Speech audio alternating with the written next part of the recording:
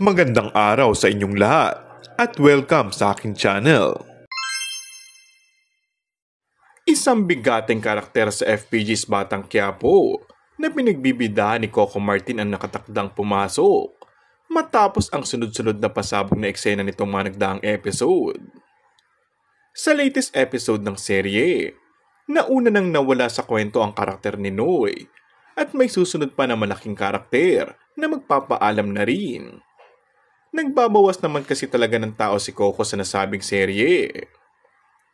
Sa pagkawala ng maraming karakter, ay aasahan daw na may mga papasok ng mga bagong artista sa programa. Isa nga lang sa mga madadagdag na mga pangalan sa Batang Quiapo na mapapanood na rin sa mga susunod na araw ay katulad ni Maricel Soriano na orihinal na gumanap noon sa Batang Quiapo ni FPJ. Wala pang ideya ang source kung ano ang concept na pinaplano ni Coco at magiging papel ni Maricel sa nasabing serye.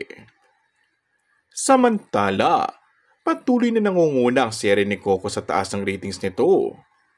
Kamakailan lamang kasi ay muling nakakuha ng mataas na ratings na binataob ang mga kalabang serye ng ibang network. And that's all for our today's video. Kung bago ka lang sa aking channel ay mag-subscribe at pindutin na rin ang notification bell. Maraming salamat!